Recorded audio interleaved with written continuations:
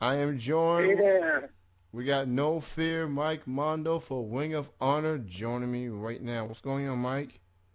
What's going on, man? How's everything going? Right Um, on time, huh? yes, indeed. Thank you so much for joining me. Considering that you point out that this is your first interview since your injury, but I do appreciate you taking time and joining me fresh off of Thanksgiving and all. Oh, my pleasure, man. I'm glad I'm able to come on here and do this interview for you. All right, so again, I'm joined with Ring of Honor's Mike Mondo, Mr. No Fear himself.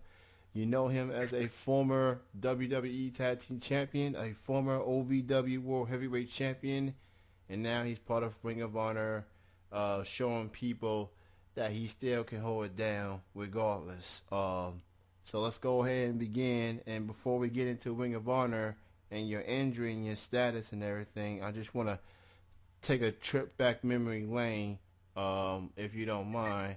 How did your Absolutely. wrestling career got started? Well, yeah, professional wrestling's always been a big dream of mine since I was a little kid. Since I was 4 years old, I remember watching my first professional wrestling match, sitting in my dad's lap here in Long Island. And, it's always been something I've always wanted to do. The question was, I just didn't know when I was going to get into it. Well, through some trials and tribulations, as I got older, I ended up getting into the wrestling industry when I was 18 years old. And I started at a wrestling school, which was called Critical Mass Pro Wrestling, which is now known pretty well, actually. It's the most, I would say, the most popular independent here on Long Island, New York, NYWC, New York Wrestling Connection. And I enrolled when I was 18 years old, and had my first match, I want to say like 8 months since, I started training. And that was it. That was pretty much it. My career kind of took off from there. And I was, training every day and just doing small independent shows here on Long Island. And until there was a tryout camp for OVW, which was about, I want to say, a year and a half later. After that, maybe a little bit less.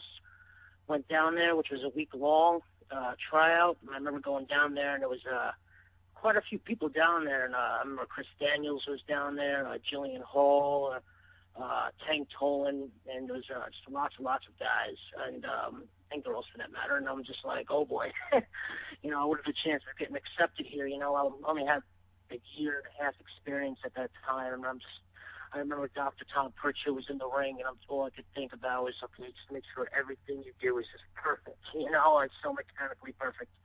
And being as it may, when I came home a week later, I got a call from Jim Cornette, surprisingly, and I was definitely didn't expect that phone call. I got it actually when I was at wrestling practice, and he offered me to come down full time, wrestle on the TV show in the advanced class, and boom, went down there and moved down there pretty much, and lived down there pretty much for about 10 years, with the exception of 2 years, and that's when those 2 years, actually, I got transferred to Florida, Tampa, Florida, to wrestle at SCW.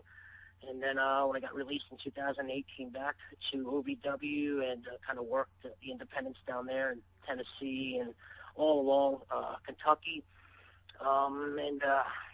Yeah, and that's pretty much it. And stayed there for a little while, and actually just recently moved back here to Long Island, New York. So, and I'm very happy to be home now with be around my family again, and it's very refreshing. And I'm very happy where I'm at right now, Ring of Honor, and we're very much looking forward to making my return and doing what I do best, kicking ass and taking names.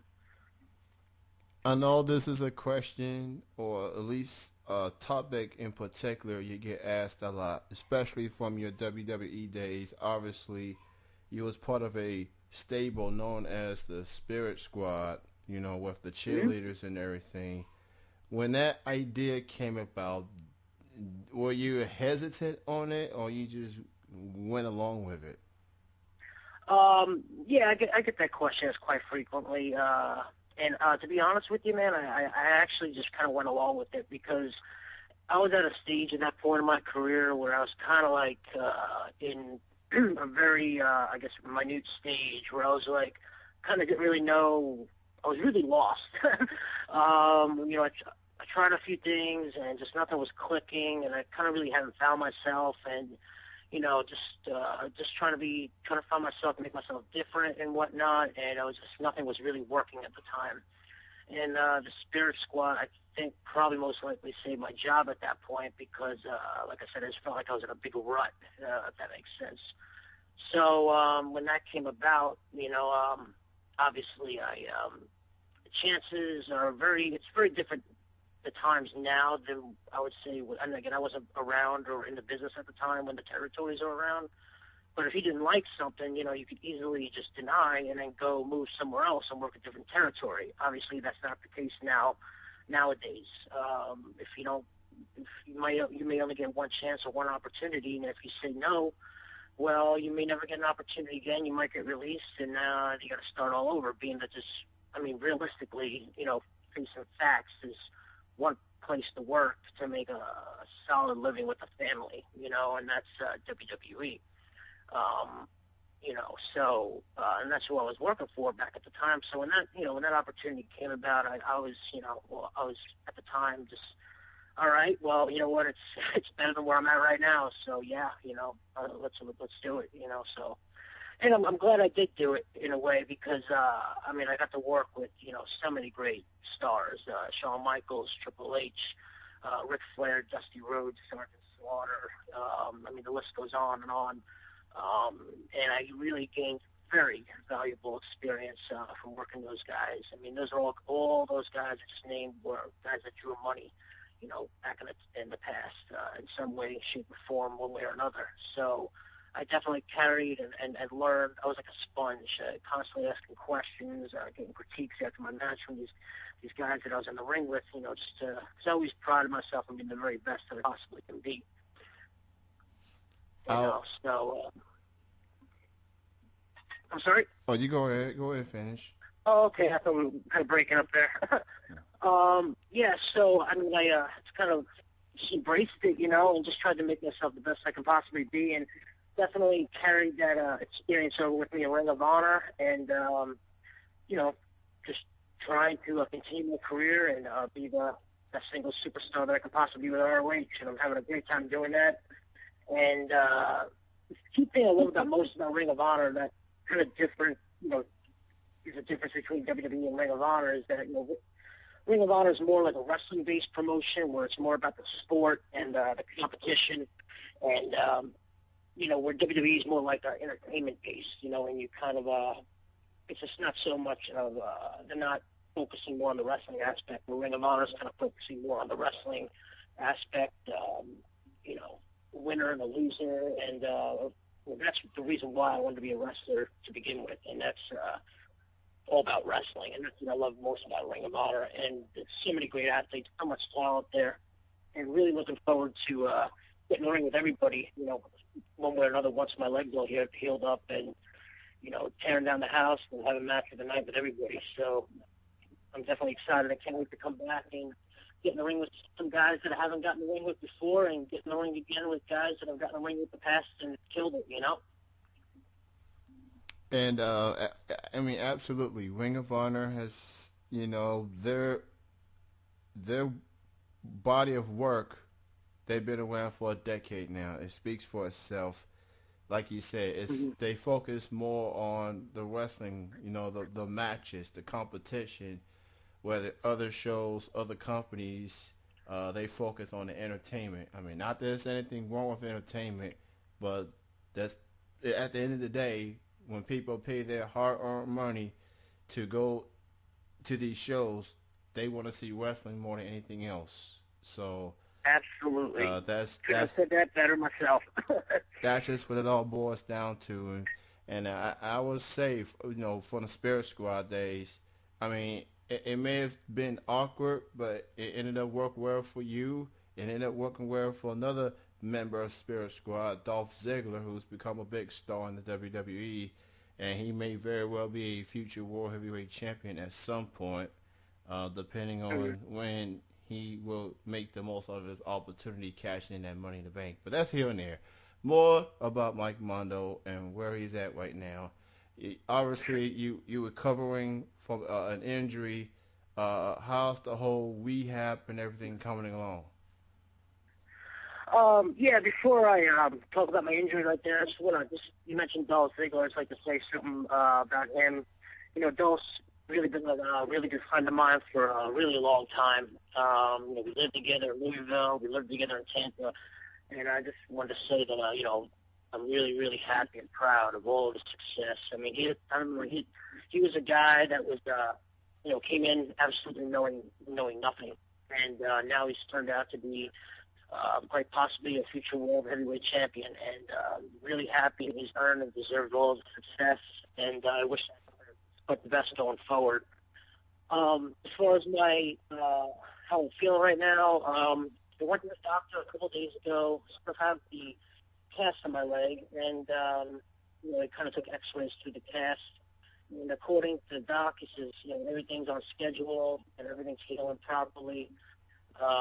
So I'm going to go back in another 6 weeks and get reevaluated and see how, you know, it's hopefully on track with everything, and just kind of take it from there. Kind of laid up right now at the moment, but I'm definitely looking at things as the glass half full, not half empty. Staying proactive, staying positive, doing nothing but watching so much tape, just about probably 6 hours a day, just trying to be different and think about how I can make myself unique and stand out when I come back, and kind of just take what's old and bring it back, you know, what's old is new again, is what they say, and just kind of, you know, I'm not trying to reinvent the wheel or anything, but I just want to focus on trying to stay different and continue my success and, you know, having just kick-ass matches and entertaining Ring of Honor fans. Ring of Honor is all about. It's about the fans, especially with the economy these days. You know, it's really not in the best shape, as we all know. So, you know, when they, you know, make the effort to pay their hard-earned money to get a Ring of Honor show, it's my job, my obligation, and as a wrestler, performer, you know, to make sure they get what they want, and that's what I pride on myself on doing. So, yeah, feeling pretty good overall, though, as far as my leg is, as far as that's concerned, at least as best as I can be at the moment.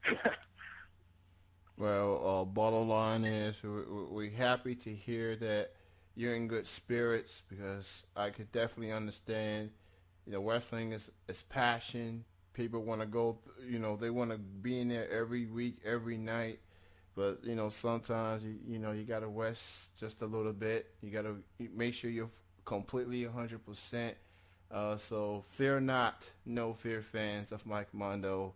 He will be back 2013. Look out. Mike Mondo. By the way, you can follow him on Twitter at Mike Mondo 83. That's as in the number 83. And all I got to say is keep an eye out on the Ring of Honor TV shows. You know, you may see him back soon. You may see him at a future pay-per-view, perhaps. Who knows? But he's coming back soon, and that's happy. That's we're happy to hear that the process is going very well. When we think of Ring of Honor, I mean, obviously, you got very well-respected talent with the Kevin Steens, the Davey Richards, the Adam Cole, Scum, that's Corino, and Jacobs. I mean, the list goes on and on. Now, they're not necessarily quote-unquote big stars to the mainstream, I suppose, but they are definitely talent that people need to keep an eye on. How do you feel working with those guys? Oh, yeah, I mean, without a doubt, I feel like they're each individual. I feel is a superstar in their own individual right. They've all been around places. They've all done things in the professional wrestling industry. You know, people can say what they want about Kevin Steen, but you know what? Kevin Steen goes out there and delivers a main event match every single time he's out there. You know, Steve Corino and Jimmy Jacobs. A ton of respect for both those guys. I've known Steve for quite some time, and he was actually a wrestler that I admired and watched when I was a kid growing up, and it's pretty cool just to now share a locker room with the man. I've had great matches with, Jay Lethal. I'm sure a lot of people know him from TNA, and great matches with Davey Richards. So I look forward to getting back in the ring with, again, I really feel like the last match Davey and I had in Rahway, New Jersey, we kind of found our own right there and really clicked.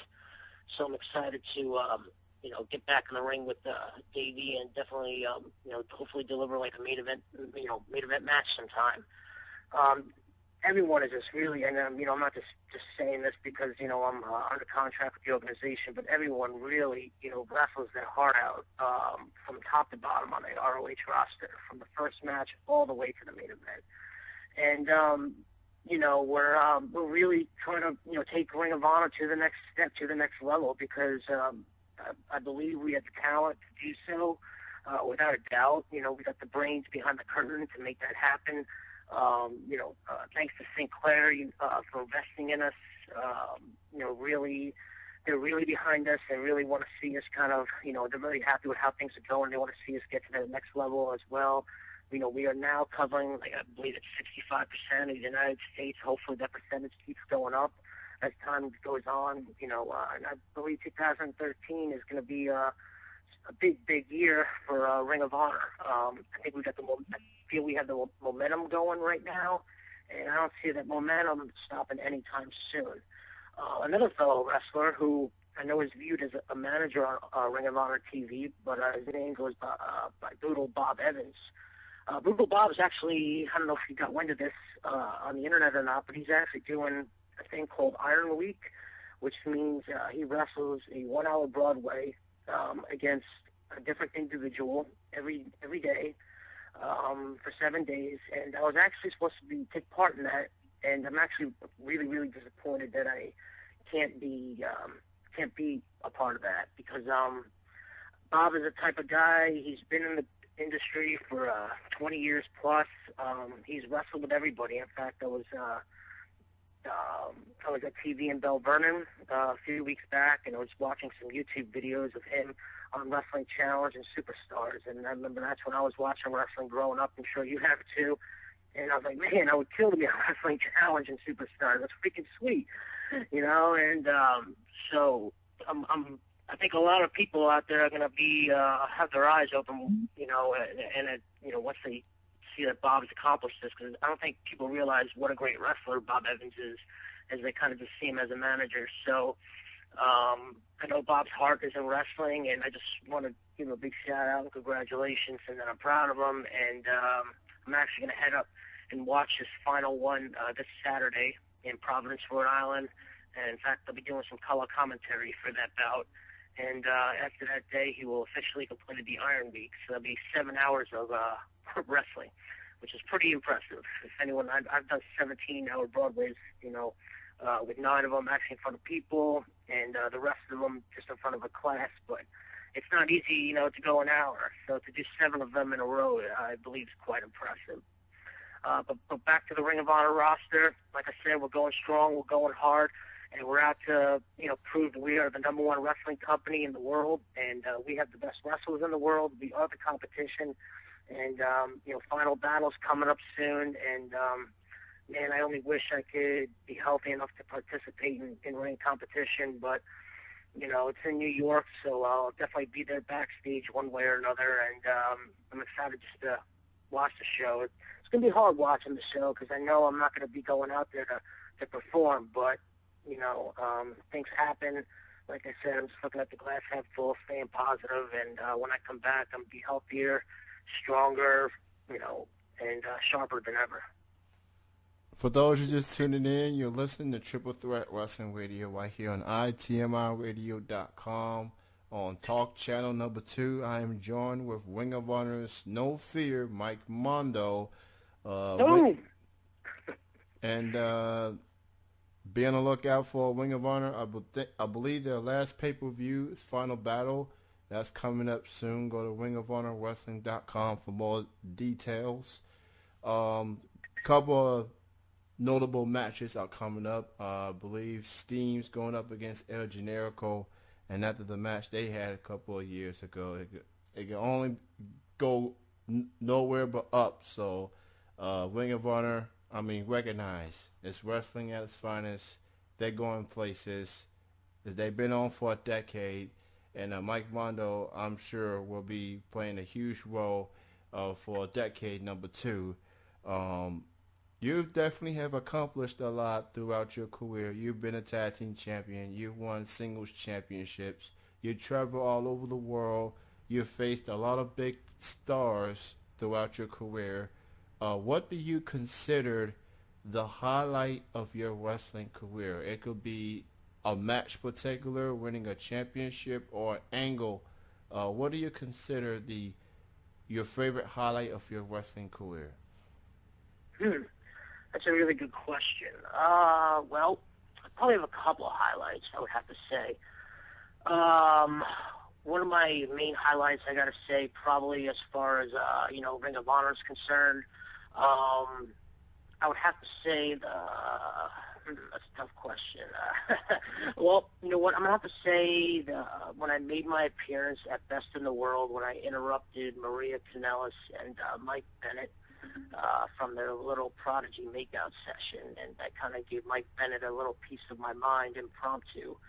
And just kind of let him know how I feel and that you don't shit on New York, so to speak, as he was embracing Boston.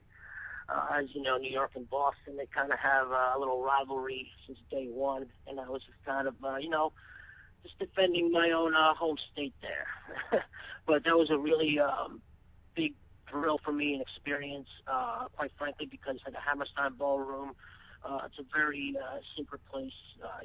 It's a place that has a lot of history. It also marks the place where I saw my first professional wrestling event in the Manhattan Center. Also, my first concert that I went 2 years back. So I remember the Hammerstein Ballroom is my final chapter also to close out as far as wrestling every place in New York that I set out to one day perform in. I'd wrestle at the Nassau Coliseum. I'd wrestle at Madison Square Garden. The Elks Lodge, which is another sacred place I'm sure a lot of my fellow wrestlers can identify with. I perform there. And then now the Hammerstein Ballroom's all closed out. So I even wrestled at my own high school at some point. So, that was a really cool show for me, the Best in the World, which was June of this past year. As far as WWE is concerned, my biggest highlight, I got to say, is probably going one-on-one with Ric Flair on Raw. And, Rick was a guy that I wrestled probably over 70 times, as far as just with house shows, TVs, overseas tours combined. And I think, I really I gained Rick's respect as a person that is very fundamentally sound. And I can go in there and have a great match, And Rick actually was very cool with me, like even my calls and stuff in the match. And, granted it was only a 6-minute match, but man, it was one of my favorite matches that I'll always, keep in the back of my head. And of course, there's, making an appearance at WrestleMania 22. Probably like 1% of professional wrestlers, looking to make it to WrestleMania that are in the industry. And of course, that's, the granddaddy, of them all.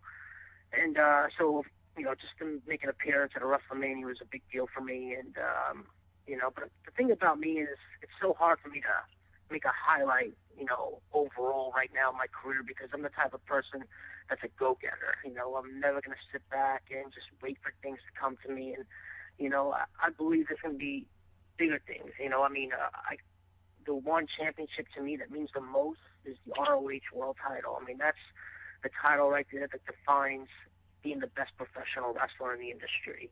Not knocking the other titles, but like I said, Ring of Honor focuses on the wrestling aspect, and to hold the ROH title really, it really means something. It's not just passed around like a lollipop, so to speak. So, winning the ROH World title at the Hammerstein Ballroom in New York City, my hometown, would be, that may just top it all right there, and there's just so many, I hopefully have so many more years left to go in this great sport, the sports. I've been doing this for 11 years, going on 12 almost now, and I've been able to thankfully make a living in this business for 9 out of 11 years. So hopefully I have many more great years ahead of me and many more great highlights. And then when it's all said and done, and one day, many years down the road, when I hang up the boots officially, then maybe I can, write a book and narrow it down to one overall great experience. I mean, Or highlight of my career, for that matter. that's awesome stuff, man. And obviously, that's what everybody wants to do. They want to strive to be they want to go for that brass ring. And in your case, the Ring of Honor World Title is that brass ring. Kevin Steen's been hanging on to it for a while. He's going through Generico, and I guess it's only a matter of how far he can go with it. But the Ring of Honor, their competition is stacked, including yourself. It's going to be very intriguing to see how long and how far Steen can held on to that title. I'll tell you another highlight of yours that I hold near and dear, and I know this match because I was actually in attendance for it. You took on Cliff Compton at OVW for the for the title, and Nightmare Danny Davis was the referee, and I believe the championship was on a pole. It was for the Saturday Night Special. I think it was 2011, I believe.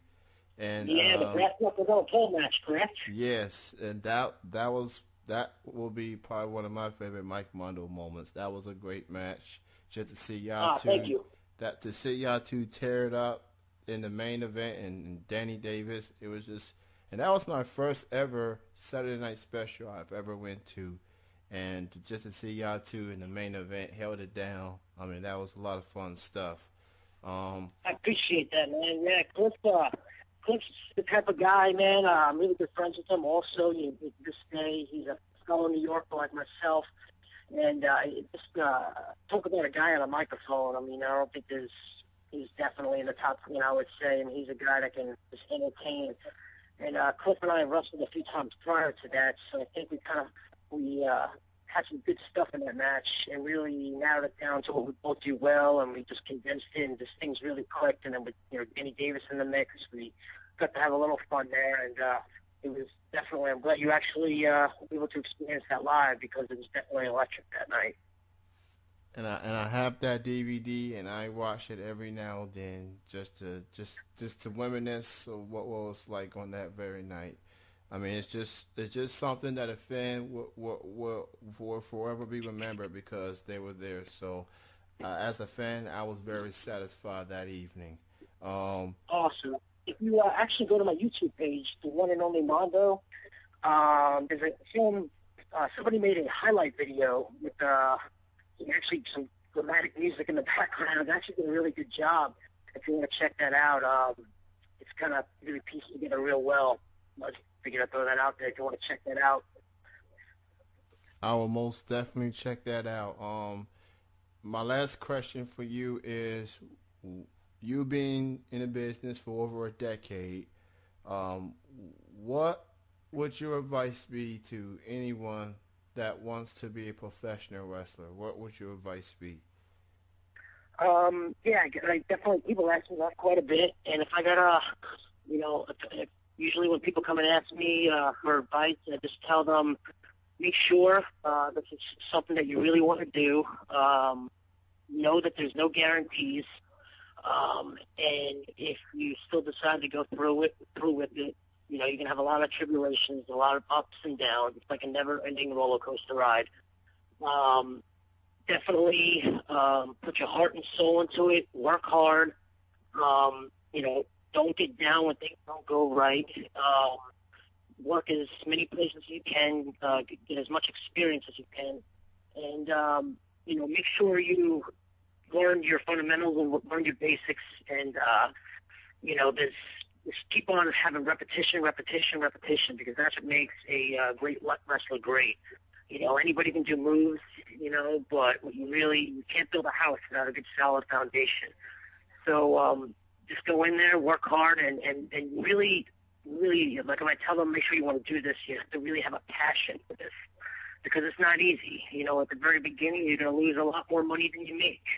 But if you actually do make it, and anyone can make it if if it's something they really want to do. And if you want it that bad and you're willing, a quote that Dr. Tom told me that I pass along to everybody when they ask me that question is, you know, it's something that I live by every day. And that quote goes like this, there's those that say they will, there's those that say they do, and there's those that will do whatever it takes. If you can do whatever it takes to make it, you know, you will make it. And that may mean you have to sleep in your car sometimes, and that may mean you have to live on apples for a week, travel around. But if you're willing to make the sacrifices and you put the effort and you give it 110%, and be a sponge, you know, ask questions to those who came before you and just soak up as much information as you can, you'll be every superstar that you dream to be. You know, it's not impossible. I think I'm a great example that anybody can make it. You know, I'm not the biggest guy. I'm not the tallest guy, but, you know, I've done some things in my career so far. My career is far from over. So, and I always, you know, wish them the best of luck. And like I said, put your mind to it, do the best you can. Anything could happen. Well, Mr. Mondo, it was great talking to you, and I certainly appreciate this being your first interview since your injury, and we all out here on Triple Threat Wrestling Radio wish you a speedy recovery, and we look forward to seeing you back in the ring very soon. But until then, continued success, man, and congratulations for being in the business so long, man. 11, almost 12 years. That's awesome, man. It just shows longevity, man. You keep going, and you're still here. Some people can say they last long in certain things of their careers, let alone 12 years. So, mad kudos to you, man. And again, I wish you a speedy recovery. Thank you for your time on the show. Thank you very much for having me, man. I really had a great time, and hopefully we can do it again sometime down the road. I really appreciate you having me on. And for everyone out there, please follow me at Mike Mondo 83 on Twitter, and also my Facebook, facebook.com/Mike Mondo is my official page. So feel free to friend me if you're not already my friend, and drop me a line. I love to keep in contact with my fans. Absolutely. Again, thank you. You have a good night, sir. Take care, man. Thank you for having me. All right, bye-bye.